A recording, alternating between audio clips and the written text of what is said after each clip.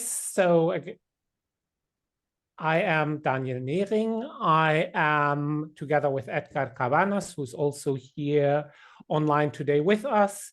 We are editors of the book series Therapeutic Cultures, and today we are going to talk about what I regard, and I'm sure that Edgar will agree with me on this, a major contribution to the study of therapeutic cultures and scholarship on mental and emotional health and well-being broadly understood, and that is Beyond Therapeutic Culture in Latin America, hybrid networks in Argentina and Brazil. So very pleased to introduce the three authors of the book here and to be able to talk to you about that book. And without further ado, over to the authors for an introduction and overview of the book. Well, thank you very much. Thank you very much to Michael and to Social Science Space for making this space available for us. Thanks a lot to Daniel and to Edgar as editors, co-editors of the series, but also to make this possible and to agree to present this book. I'm going to be very short. I'm going to talk a little bit about the book in general, and then I'm going to turn the floor over to Piroska and to Nicolás. This book has been written by the three of us in collaboration. I have to say that I learned a lot working with them. I hope they can say the same. But in any case, as we pointed in the introduction of the book, this book has originated from a kind of perplexity that was caused by some unexpected results of our own previous research and forced us to sort of reconsider and reevaluate the result of those research. We are part, Piroska, Nicolás, and I, of an interdisciplinary research group that has been working on the development of Psy knowledge and Psy culture in Argentina and Latin America for over 10 years now. This group is based on the Center for Social Research, which is a part of a larger institution called IDES. As you probably know, Buenos Aires has been characterized as a kind of international capital of psychoanalysis in recent decades, not only because of the large number of psychoanalysts that operate and work there, but also because of the deep influence that psychoanalytic terms and psychoanalytic notions have in culture, even in popular culture of the city. So, saying that psychoanalysis is important became a kind of received knowledge and a kind of a priori notion for anyone working on therapeutic cultures in Buenos Aires, at least. In Argentina, by extension, especially in the city of Buenos Aires. And that was our point of departure for our previous research, the centrality of psychoanalysis as a therapeutic resource for dealing with what is perceived as spiritual, psychiatric, psychic, or emotional distress or malaise. Well, these results that I'm going to comment to you now sort of forced us to look at therapeutic cultures in general from a different point of view. We decided for the first time, I guess, or one of the first times in Buenos Aires, to get a kind of picture of what people actually do without previous notions or received knowledge, what people belonging to different levels of education, different gender identities, and different social conditions actually do to manage these situations perceived as of emotional, spiritual malaise or distress in the city of Buenos Aires. I have to point out that we did this research before the pandemic, so it would be great to do it now again after the pandemic to see if the situation really changed or not. For that purpose, we carried out a survey with almost over 800 respondents, asking basically why people, I mean, it was a large survey, it was like 29 or 30 questions, but basically what we wanted to know what kind of resources people use and how people conceptualize psychiatric or emotional or spiritual malaise. Well, the question was that the results were absolutely unexpected because very low percentage of people said that they would really actually go to a psychologist or a psychoanalyst in those cases, and in exchange, in contrast, a large proportion of people record to what we could call spiritual resources, like approaching God or the Virgin or the Saints, or some kind of religious resource. This, as I said, challenge receive knowledge and force us to reconsider new perspectives to understanding the development of therapeutic culture in and from Latin America. And that, I think, is one of the original things of the book, the original contributions of the book. The supposed therapeutic specificity, modernity, as well as central elements of the self-identity of many porteños, as people who live in the city of Buenos Aires are called, were called into question by this first approach. Then we decided to broaden the scope of the research. Instead of contrasting Buenos Aires with Buenos Aires therapeutic culture with some European examples, as other previous pieces of research had done, we decided to extend our research to another highly psychoanalyzed Latin America city, in this case, the city of Rio de Janeiro, which is also known by its large psychoanalytic community. And then we carried out another survey there, which was very similar to the one we carried in Buenos Aires with some small adaptations. And the results were comparable, although perhaps more extreme than in the case of Buenos Aires. Then we decided that a quantitative approach, although useful to provide a kind of raw picture of the situation, what we wanted to know, was definitely not enough. So we introduced a qualitative dimension to the research, including in-depth interviews, some ethnographic observations, etc., in both cities. And moreover, we also decided that instead of parting from our own notion of what is or what is not therapeutic, if the idea was to sort of map out a therapeutic culture, therapeutic culture, in fact.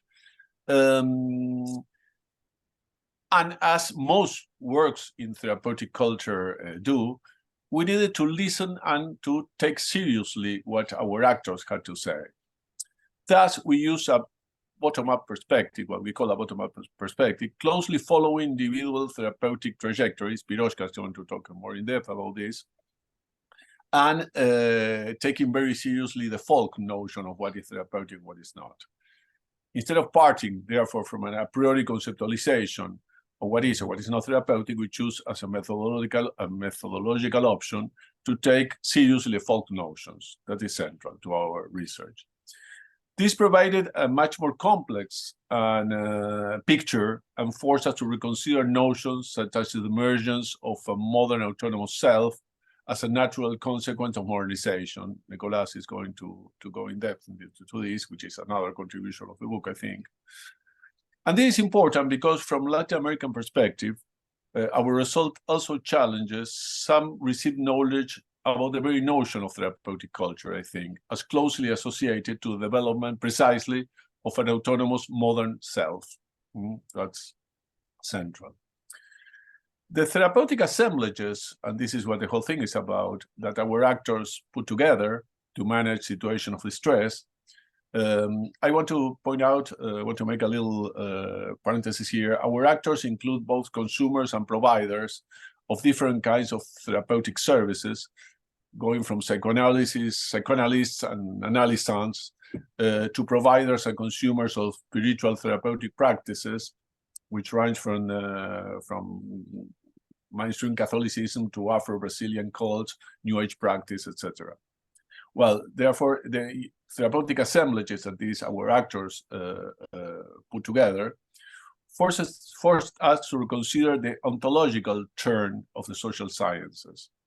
And this is because many of the therapeutic networks or assemblages that we come across throughout our research can be characterized as hybrid assemblages in which not only different and sometimes incompatible, in quotation marks, of course, forms of viewing reality are evident, but also, in the view of the actors, different realities altogether. And this is an important point.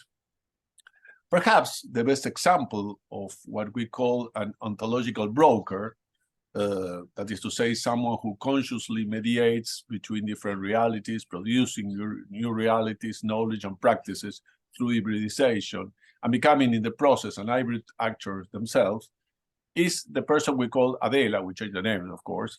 Adela is a Brazilian psychologist working on her PhD dissertation at one of the most prestigious Brazilian universities. In the process of writing her thesis, she rediscovered aspects of her ancestral identity and became a priestess of Jurema, which is a native Brazilian cult.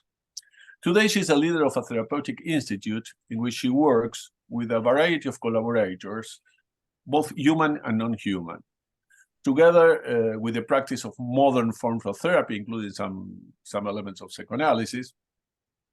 When the characteristics of the patient or the disease or the distress, situation of distress merits it, she summons the spirit of an old dead gypsy that allows her to perform particular forms of therapy which are beyond sort of the scope of the possibility of her human collaborators.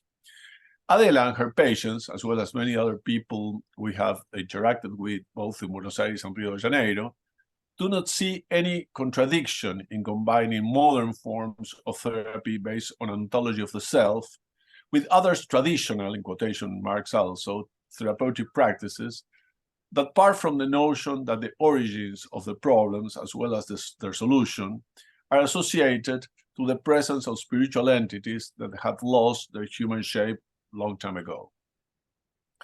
In fact, as for many others in her therapeutic assemblage, each practice sheds light on the other. However, in this, as well as in other cases, both in Brazil and in Argentina, it is the actor herself, the one who has distinguished multiple forms of existence and who considers that she inhabits them. As in other aspects, in this case, we take into consideration and take seriously the folk characterization of the worlds, single or multiple, that our actors inhabit, and we take, in these and other aspects too, an agnostic attitude regarding the nature of diversity, which is one of the central points of the book. So basically, the book is organized around the structure, around individual therapeutic trajectories in which we use as kind of open windows to analyze these larger problems that I have mentioned. And now I'm going to turn the word over to Piroska, who is going to continue talking about the bottom-up approach. Piro, thank you very much. Thank you for the invitation again. It's a nice opportunity to share our book, our research with you, and hope to have interesting discussion about it. I don't want to extend too long. In any case, we can elaborate further on these issues later. But as Mariano mentioned, we started out with a quantitative survey, which really brought us very surprising results. And not just the fact that there was hybridization attested in those surveys, that is, people turning to different therapeutic resources, and really resources that sort of ontologically seem incompatible. And Nicolás, I think, will talk more about this. But that hybridization was really, really massive. So it looked like this kind of approach will really not be able to sort of uncover the richness of this reality, the most therapeutic reality that we were facing. Because I mean, there was no adhesion to supposedly existing therapeutic practices or therapeutic discourses. And as I said, we observed concomitant use of supposedly incompatible resources. So we needed to, in some sense, track back and change course in our research. And in some sense, we fell back on some sort of an exploratory research using what we call the bottom-up approach. So instead of concentrating on sort of a priori established therapeutic discourses, practices, institutions, or even materialities, which we might also talk about later, we adopted an inductive approach, and we elicited therapeutic self-narratives about the therapeutic trajectories of people. We have, I think, 40 in-depth interviews, 21 of them in Buenos Aires and 19 of them in Rio de Janeiro. And our idea was to really concentrate on, to really take, as Mariano said, take seriously in the sense of accepting the definition of our interviews as to what are the resources that they turn to just for easing their distress or trying to get a better their well-being. What are those resources? So in that sense, the notions that that emerged from these narratives in our analysis later is what we refer to as folk notions, which does not mean that we would have adapted the terminology of people. Excuse me. So we have we concentrated on these situated real life therapeutic self-narratives about people's therapeutic trajectories, what was their lived experience of the therapeutic, and how they combined, given the specific circumstances, the resources that were at their hand or were seeking out specifically, and how they were constructing specific therapeutic networks, therapeutic constellations, which honestly in most cases did not resemble any established therapeutic discourse. We also made some ethnographic observations because the people that we interviewed, we tried to interview them in their sort of natural environments, except I think there were just a couple of them that couple of interviews that were conducted by Zoom, given the pandemic that was already in course, and we also tried to sort of make sense of those observations as part of this assembly of the therapeutic constellations. So we found that really the traditional binary, essentializing binary analytical categories were breaking down. So what was traditional, what was modern, was getting less clear given their hybridization. Also autonomous, heteronymous, the distinction was there. What constituted the body and the mind, what could be non-human and human were not sort of enough, did not have enough not specificity. It was not enough. I mean, what we observed is that the accents that people use in their therapeutical constellations were much more fine-grained than these binary decisions. We also found that temporality, the supposedly non-linear temporalities broke down, and I think Nicolás might also say something more about that. Also, something which is probably not that surprising. Provider consumer was not also sort of separated cleanly. Mariano just mentioned Adela's case, who turned into provider of and constructor of a very specific and very curious and interesting therapeutic constellation. Although originally she was consumer, she was a demandant of those services. So we conducted these interviews. As we said, we trusted and we relied on our interviewers' definitions of what made them feel better, what alleviated their malaise.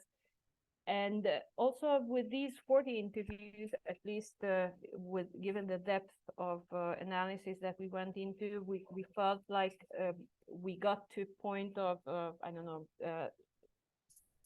saturation in the sense that as we were getting the last few interviews, we had this feeling that we have reached a certain, I don't know, conclusion in our analysis. Then another question regarding, or one specific question regarding about the full categories that emerged, is that I mentioned the human, non-human distinction, and as I said, it was not sort of descriptively adequate for analyzing our data.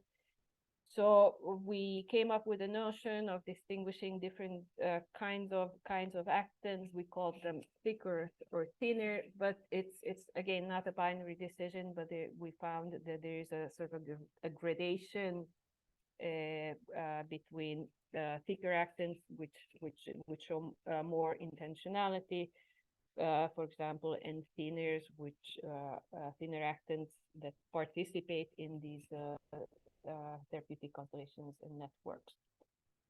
And Mariano also mentioned other categories, at least one other category, the ontological brokers, which are one kind of mediator that we found together with others. And again, these concepts emerged from our analysis of these specific narratives. So I think that's probably enough for the moment about this issue. In case we can come back to it later. So Nicolás. Okay, that's my turn. Thank you very much, Mariano and Piroska, for the presentations. I'm going to be brief. I just wanted to add one of the discussions that is behind our work and is in the book. As Mariano and Piroska said, there's a lot of things that we are discussing in our research, but we wanted just to stress one of the discussions that we think that is one of the most important, because it's the one who is in relation with the literature on therapeutic culture. That is the question about the modern self, or the ideas of selfhood or ideas of personhood. It depends on the theoretical position we discuss the problem. And there's something that is around that literature, around the idea of autonomy, the idea of neoliberalism, the idea of self-control or self-help sometimes, or the idea of introspection, that is around classical ideas of those related to psychology, but also to the new forms of therapeutic culture. And I think, we think, in fact, that the book discusses what happens when we try to have a perspective that is the center to that idea of the autonomical self. And that's the problem of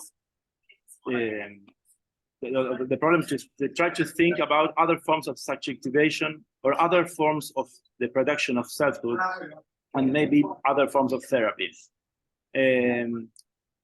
Throughout the book, we shall refer to the notion of the autonomy of the self.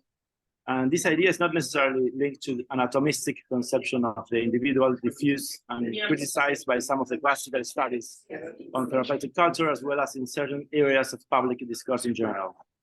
According to this view, contemporary selfhood develops in isolation from society, which implies the obvious depoliticization of social relations, and is closely associated with the emergence of neoliberalism, sometimes as an hegemonic ideology. In contrast, our conception of the self is relational because it is precisely the result of social relations that are inherently political. Therefore, instead of adhering to the traditional notion of a static, pre-existent self tied to self-knowledge and personal development of interiority, our analysis conceives subjectivation as a process of permanent construction. This notion of subjectivation allows us to uncover the diversity of mediations and networks of interaction present in the therapeutic constellations and practices we analyze. Thus, we break free of the following of the following precepts endemic to most current literature on therapeutic cultures. The first one is the dualist assumption regarding the individual versus society, which considers that the crisis of the social derives from a radical individualism related to the prevalence of therapeutic cultures. The second one, the existence of a universal definition of subjectivity associated to a homogeneous and hegemonic universe of therapeutic practices. Well, this is one of the main ideas of the book, and sometimes it's related to the search of other forms of subjectivation, but sometimes they appear related to religion. But we were not trying to put religion as a case or as an example of a relational self, because we find also that there's a lot of religious practices that they are very close to that process of therapeutic culture. For example, Pentecostalism or New Age practices, where of course there is a notion of the personhood who is related to non-human agents, but that device produce an idea of autonomy at the same time, but with a strong continuity with psychological ideas. So the idea of religion is not only the counterexample of the idea of autonomy. We can find religious practices of therapeutic and religious practices that produce autonomy. And we try to use religion just as an example to expand the ideas of the therapeutic. And we found some examples of a more relational and a more hierarchical and a more expanded idea of the self in some practices. For instance, in Brazil, around Afro-religious practices, or in Argentina, around curanderismo and practices related to witchcraft and things like that. That they are considered by the people as a therapeutic, but they're in a very expanded conception or a more cosmological conception of the self that is not associated to autonomy.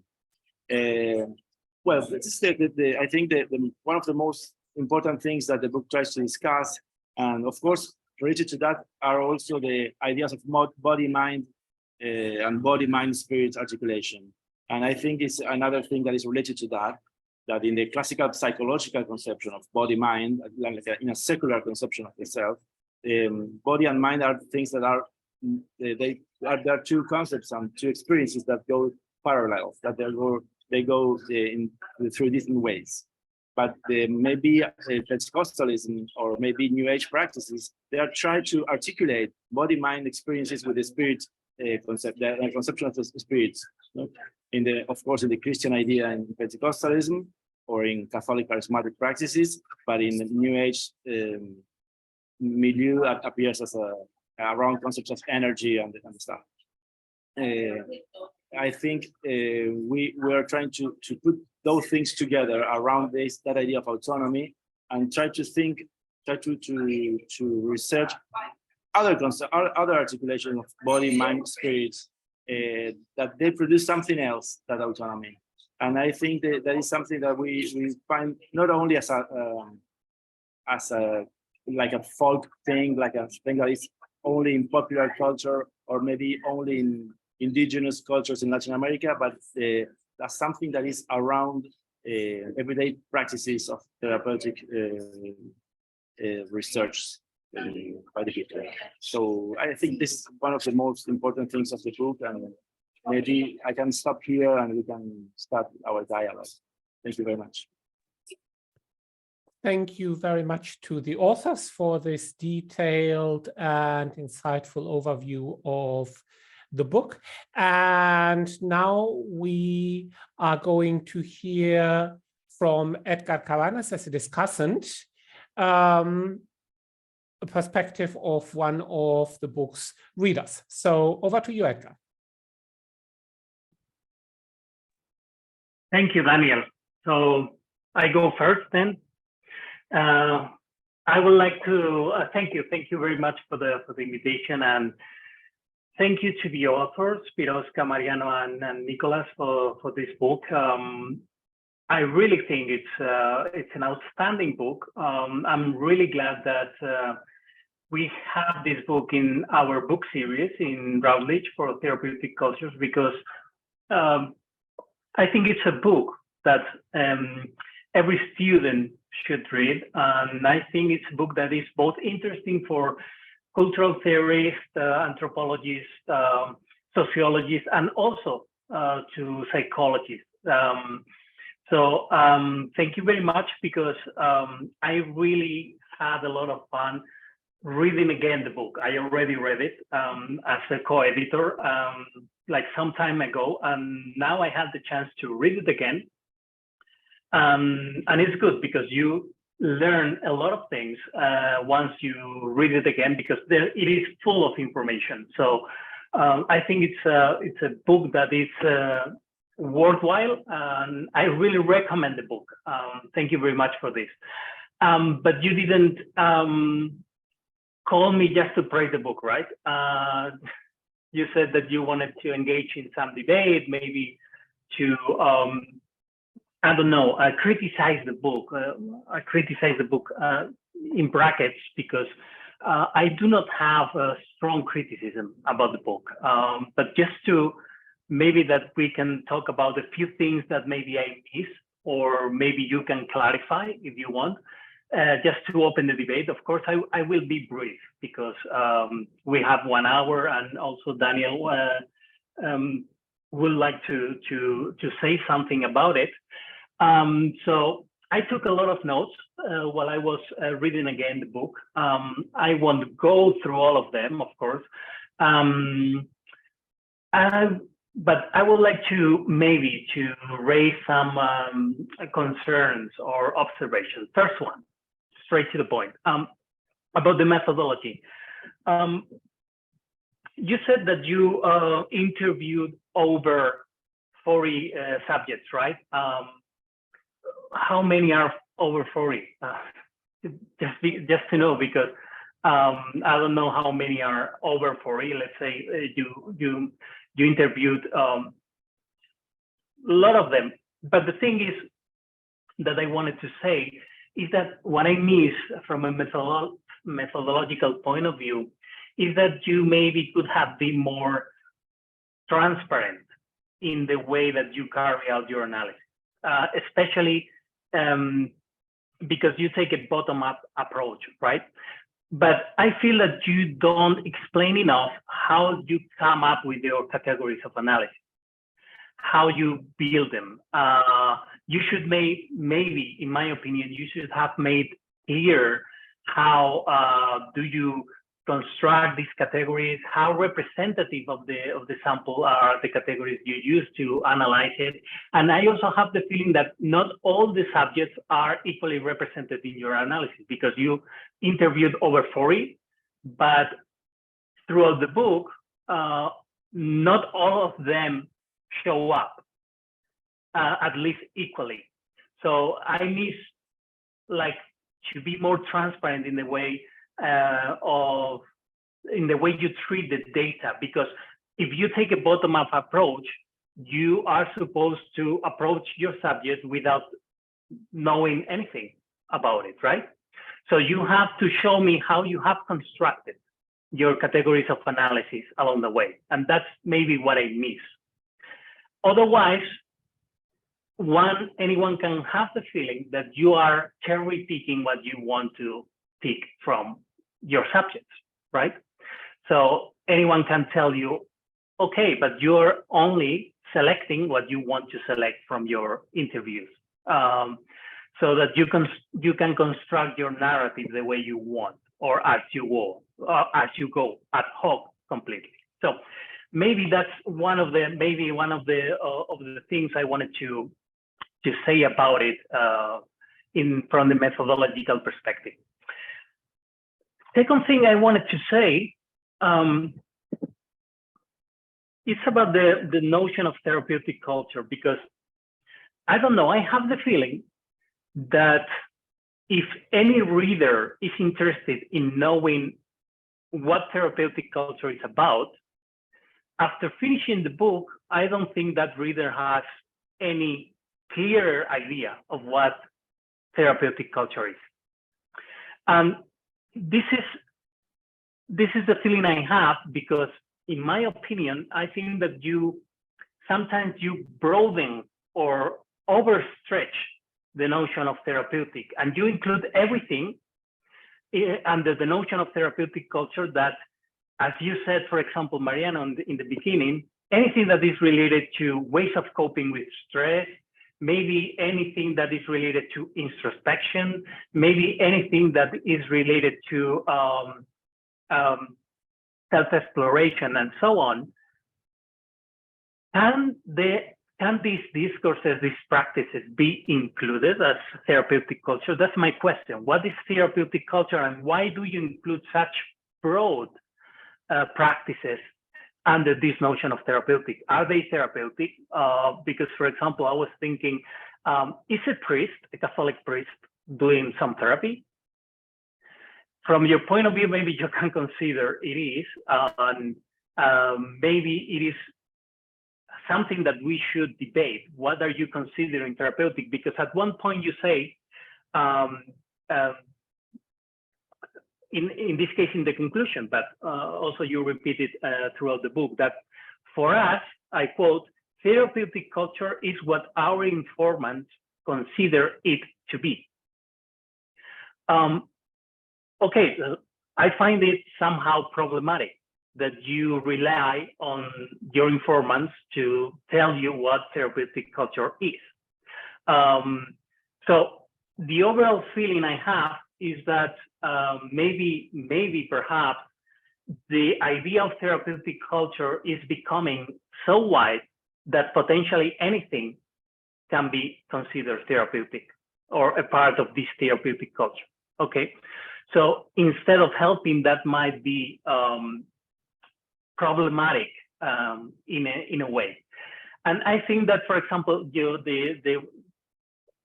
when you include Latour notions of network, it is about broadening this notion of therapeutic culture.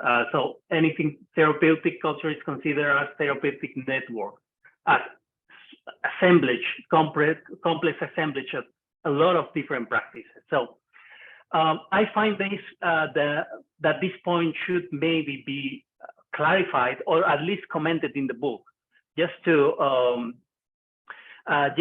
highlight what is the contribution of the book in a very short phrase or paragraph about how the book helps us understanding what therapeutic culture is about and what are the consequences and so on.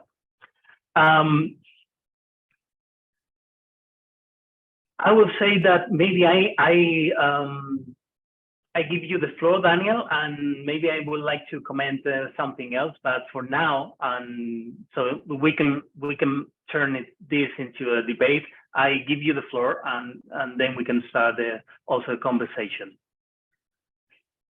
Yes, thank you very much. And I think that in the first instance, the authors should respond to your two very interesting and insightful observations about the book. I've also got quite a few things to say, especially about your second question, what is therapeutic culture, and the ways in which this needs to be a coherent concept and the way in which it can and should be broadened. But before I give my own observations on that, I think that we should hear from the authors in response to your observations. So back to Mariano, Piroska, and Nicolás. Well, thank you very much, Edgar, for your thoughtful comments, critical, and this is exactly what we were expecting. I don't know if Piroska wants to start answering. I have a few comments to make on your comments. Maybe if you don't mind, I say just a couple of. I'll pick it up later. With respect to the interviews, we conducted 40 interviews, 21 in Buenos Aires and 19 in Rio de Janeiro. I mean, we used the snowball method to get to our informants. Now, with respect to the sort of the qualitative analysis, I mean, we did not do any sort of formal coding of the data. We did pose a specific question, which is a pre-analysis or pre-research category, namely the idea of what we consider therapeutic. And this is, if you want, this was the definition, and this is what we asked our interviewees to respond, what it is that they use for alleviating their distress. So it was more of a subjective process of seeing what were really the similarities that were emerging from the different narratives, and Mariano definitely will elaborate more on this. The other question is that, well, you're saying that we broaden therapeutic culture. Actually, we're questioning the notion of therapeutic culture. So I'll let Mariano expand.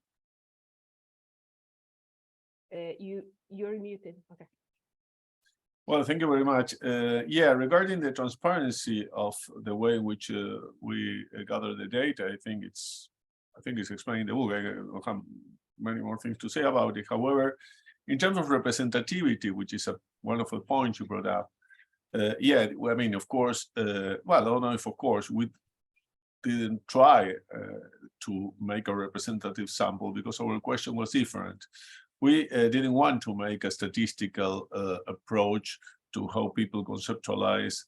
I mean, in fact, we did it when we did the survey, but when we did 40 interviews, I mean, of course, they don't represent the whole society of two cities. We tried to rather to use the qualitative analysis to see what are the limits of the possible. That's the idea. What is thinkable and what is doable in terms of therapeutic. Because if it is possible in Buenos Aires, it is possible in Latin America, in the world, and in the universe too. So the fact that that happens shows something to us. Rather than trying to get representativity in terms of the samples or the trajectories. However, we think they are, you know, representative to some extent, because the materials show so, you know, because even though they are in terms of numbers, the 40 observations and in-depth interviews that we did are not statistically representative. They are compatible with the kind of things that we did find in the more statistical approach, in the quantitative approach. And I think definitely that's something that should be explored. I mean, this is possible. The things are not as we thought they were going to be. So I don't know if that, to some extent, answers your concern. I'm not sure.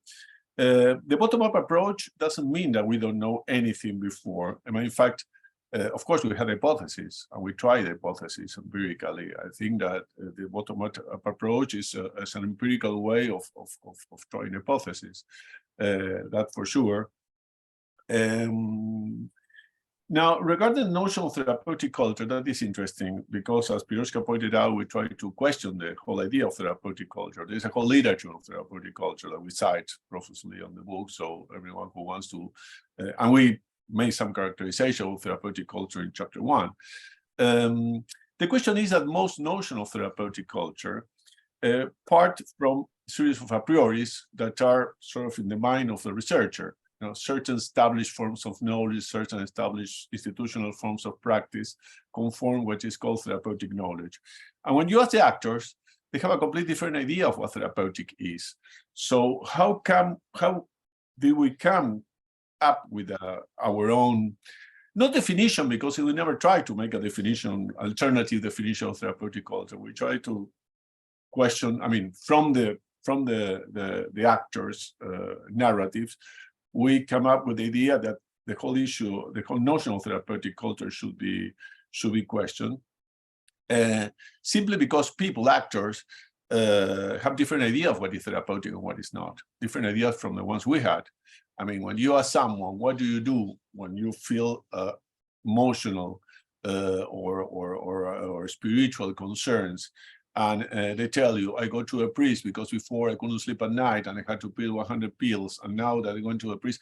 Just one example, we had a woman who was attending one of these charismatic churches in one very, in one neighborhood, which is funny because it's informally known in Buenos Aires as Villa Freud, because of the high numbers of psychologists and psychoanalysts who live there. And we asked her, in fact, Nicolás, because he was part of his previous observations, I asked her why she was attending the church, and she said that she had been in analysis for 20 years with no result, and she went to the church, and in 48 hours she was, I'm going to quote her, penetrated by the Holy Spirit, and all her problems went away. Which is very interesting because there you have a combination of things in that narrative. First of all, she went through from a secular practice to a, if you want, sacred practice, from the psychoanalyst to the church. She went for the same purpose, but she had a very modern, in quotation marks, way of conceptualizing efficacy. Because if instead of 2 days, I came up with a pill and said, well, instead of 2 days, you're going to take 15 minutes to get away from your problem, get rid of your problems, I assume that she probably would have taken it. I don't know, but I assume so.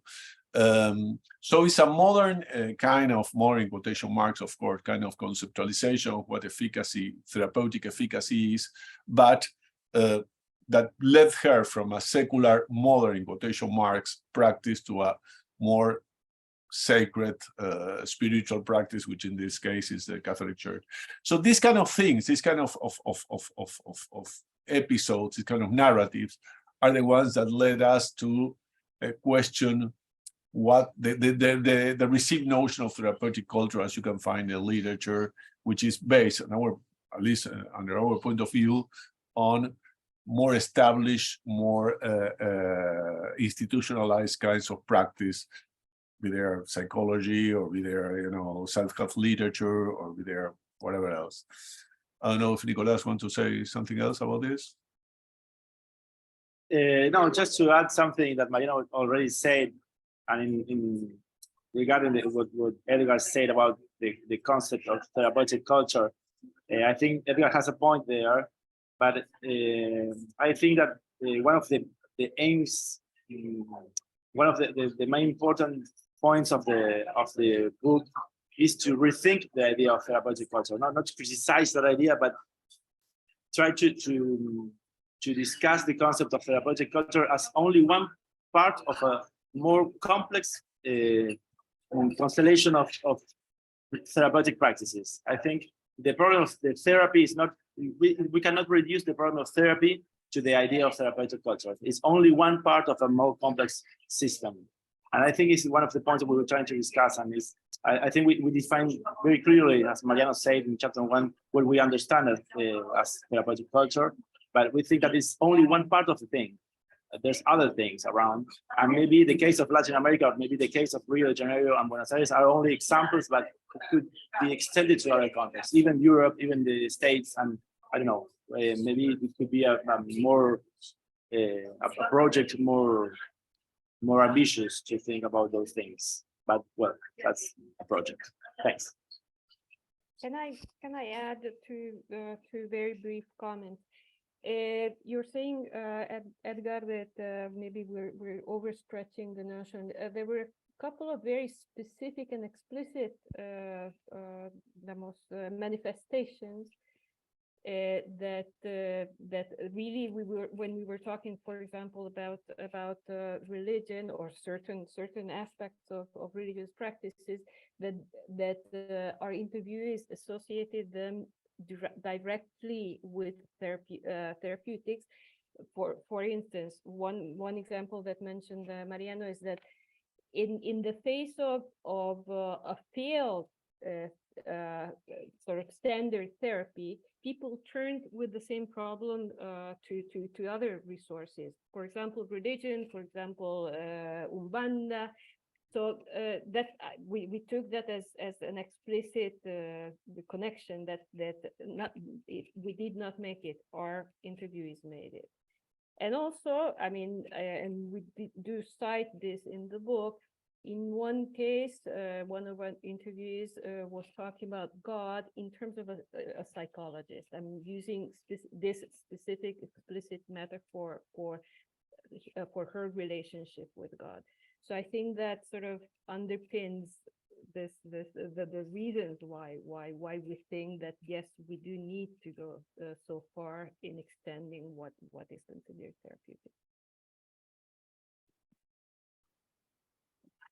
Yeah, and if I may now add to this point, because I think this is really an important point that Edgar raised. What is therapeutic culture? Yeah, culture. I think answering this question, it's precisely important to use what you in the book label a bottom-up approach to determine empirically what could fall under the label. So in terms of stretching it too far, and in terms of your question, would a Catholic priest doing what Catholic priests do be considered part of therapeutic culture? If the Catholic priest we are speaking about lived in the 13th century, somewhere in Europe, and practiced and preached Catholicism and gave spiritual and moral counsel under very traditional circumstances, then I think no.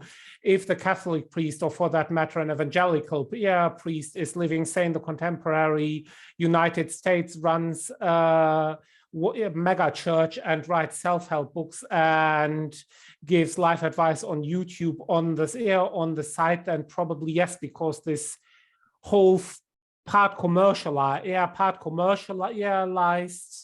part sort of medical therapeutic in the more proper sense of the word format of what we call therapeutic culture has penetrated into all sorts of directions. And what you examine in the book into the culture of evangelical religious practice in the USA, say, and I could go on with lots of examples there, then that's precisely why rethinking therapeutic culture, also comparing it from a transnational perspective and in field sites where it's not been studied so extensively, so very important.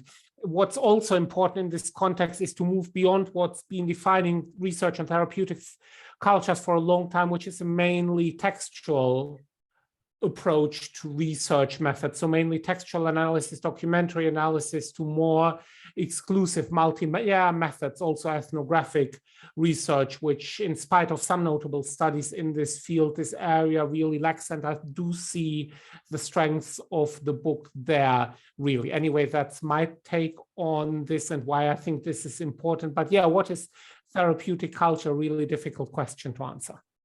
I want to point out one thing. I mean, the question is not if a Catholic priest is part of a therapeutic culture. The question is what happens when someone goes to a Catholic priest to deal with the same kind of things that could be dealt with by a psychologist or by other resource, by a therapeutic resource. In other words, when people consider going to a Catholic priest as a therapeutic resource, and that's what extends or what questions the received knowledge of what a therapeutic culture is.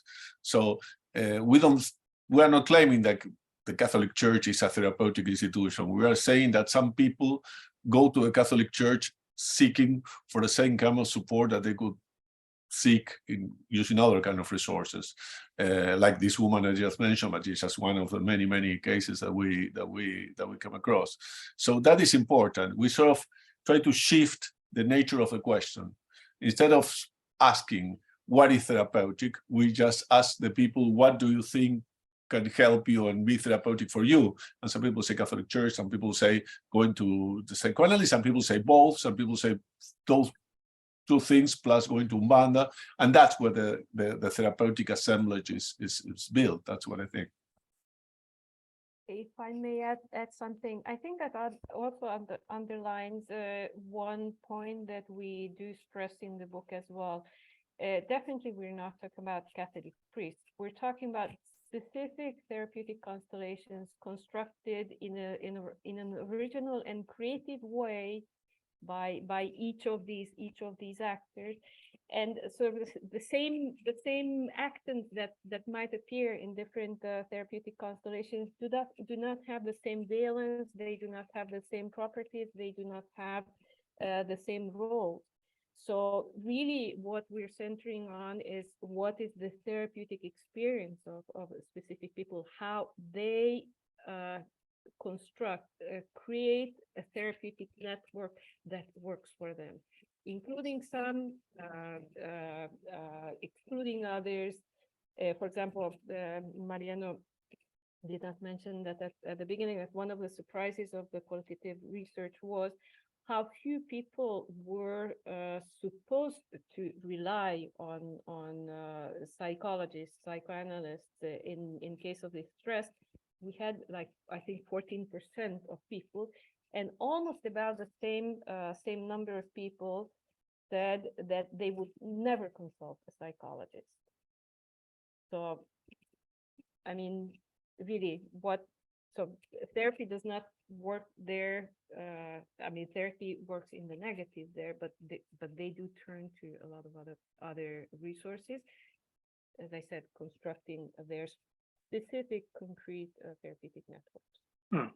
Well, what is it? One more thing, sorry. What is interesting is that then when we went to the field, let's say, and did the qualitative research, we find out that things were much more complex than that, because, of course, we don't know if the people that we interviewed were among those who answered the survey, probably not.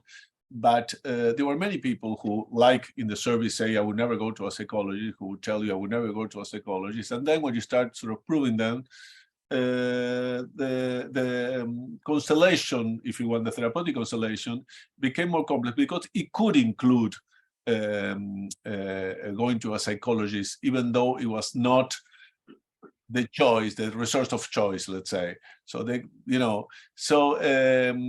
even as a negative, they consider that for certain things, some people consider that for certain things going to a psychologist would be appropriate, but that they don't necessarily use this resource. So the fact that someone answer in the survey that they would never go to a psychologist doesn't necessarily mean that psychology is not part of what is deemed as possible or as a therapeutic constellation for those people. I'm sorry.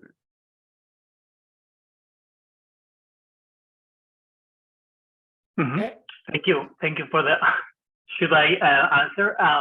No, thank you for the answer.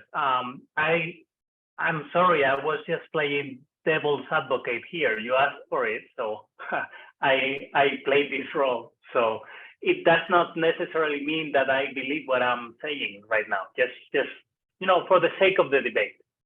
But then maybe continuing with my role playing here, I have two questions, just very brief questions. Then one is, should we then consider that something is therapeutic just because some people say it is? Just because they consider going to the curandero, for example, something therapeutic for them, can we say that is something that is practicing or is immersed, that subject immersed in the therapeutic culture as we usually define it, just because our participant or our subject is using this idea of it's being therapeutic in the sense that, for example, it's being repairing or helpful for me. Should we consider it as an example of that therapeutic culture is, that practice or discourse is a part of therapeutic culture.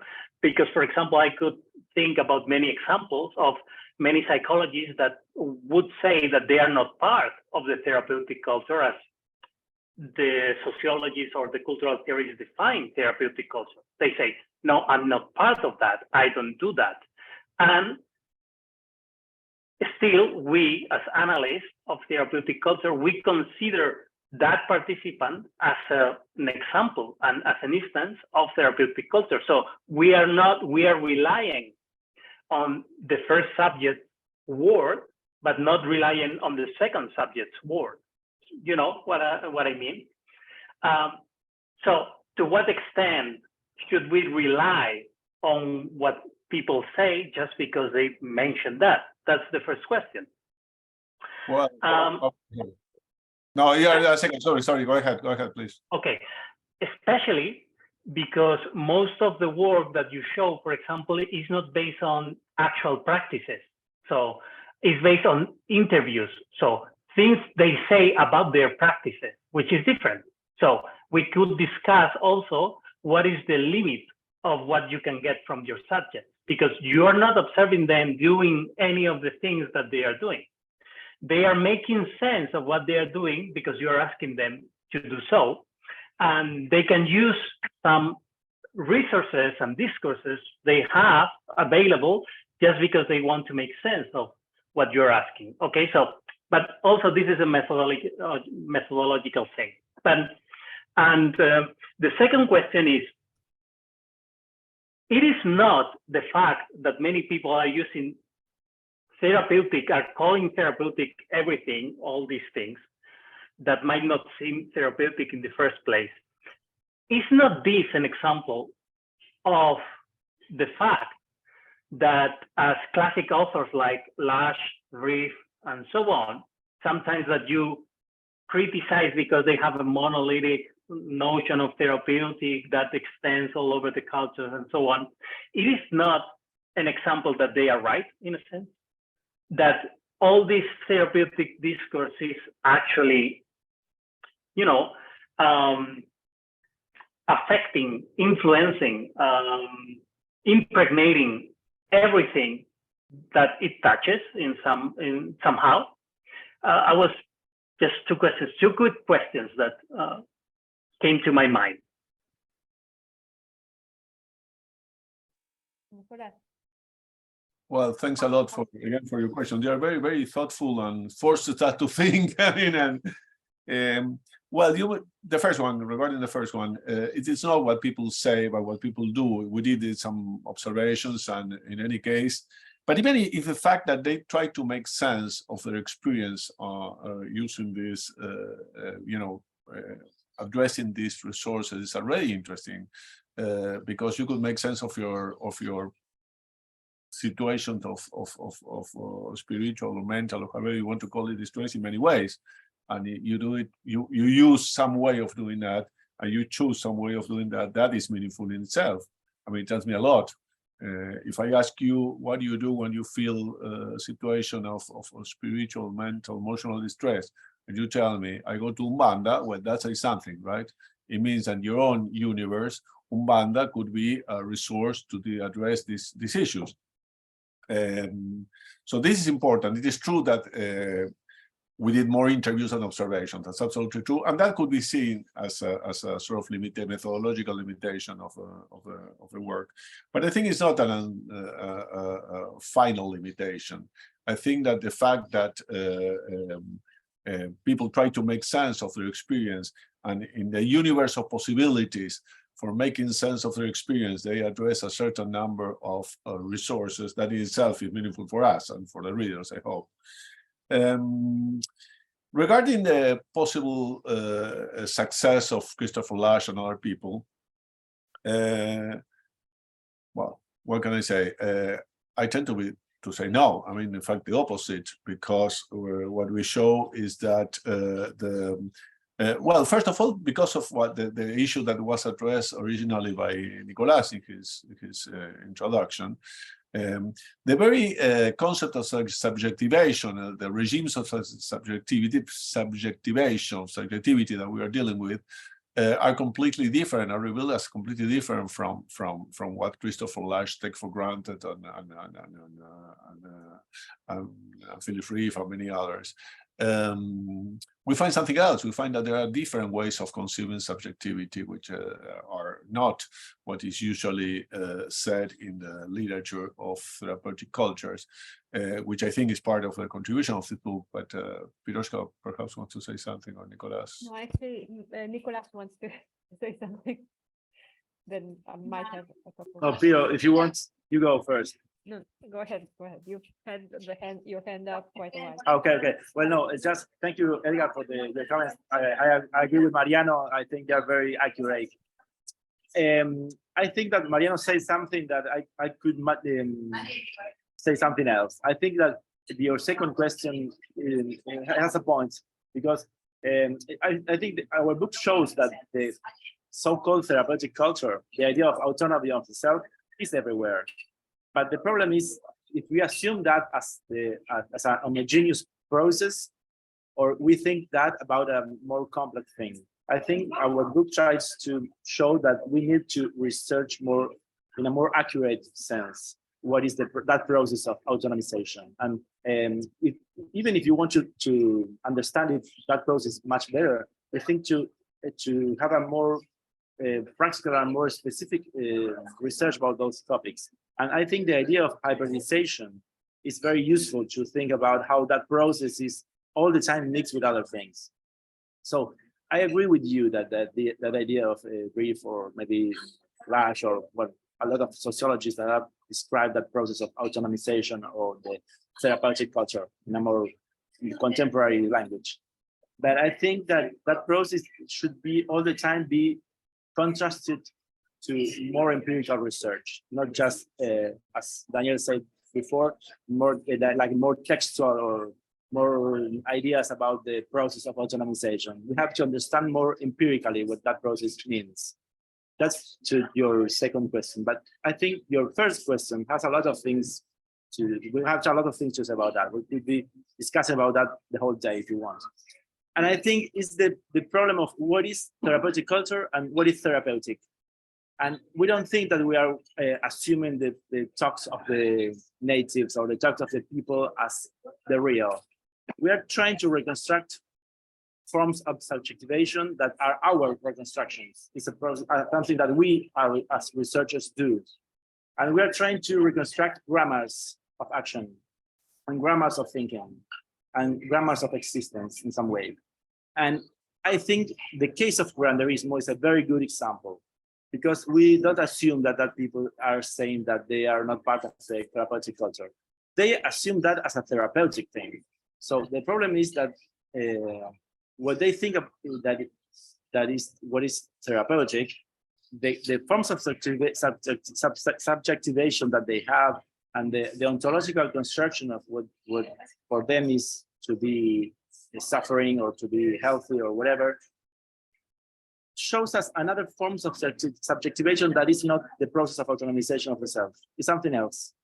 And I think we have to include that thing to the whole process. It does not mean that we have to reject therapeutic culture, the concept and the grammar that is implicit to that, and the empirical process that is in fact in that process. But we have to include other forms of the therapeutical, that they are not part of the autonomization and the interiorization and the psychologization and the neoliberalism. And I think that is something interesting, to include other forms of therapy that are not part of therapeutic culture. Well, thanks. That's all. One more thing I wanted to say. So sorry, just one more thing, and then I'll give you.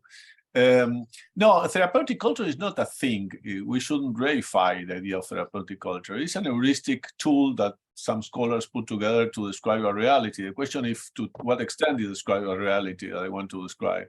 That's something that we have to bear in mind, I guess. I'm sorry, Daniel, all yours. Thank you, Mariano. Thank you, Nicolás, because I think that these were very precise summaries of where the original contribution of this book lies, I think. And seeing that we've now reached and crossed the 1 hour mark, perhaps I think at this point we should begin with a few concluding comments. Perhaps Piroska would like to add to what Nicolás and Mariano just have said, with further take on the original contribution of the book, and then we could wrap things up from here. No, I mean, maybe I just would add one thing. In the book, we are very straightforward about the methodology, and yes, each methodology has its limitations. I mean, this book has relied on this, and I think there's, I mean, if someone wants to do it, there's another book doing work with different methodology on this issue. But we really got to the point where, based on what we have done, all these interviews, we had things to say. So I think that that's what I would like to add. Thank you very much. Thank you. So I would like to thank everybody for this lively and interesting discussion and a good introduction to your book. Let's leave it here for today. I wish everybody who's been taking part in this and everybody in the audience a nice rest of your day. And let's conclude the meeting here. Thank you. Bye-bye. Thank you. Thank you, everyone. Thank you, you all. Bye. See you next time. Bye-bye. Bye.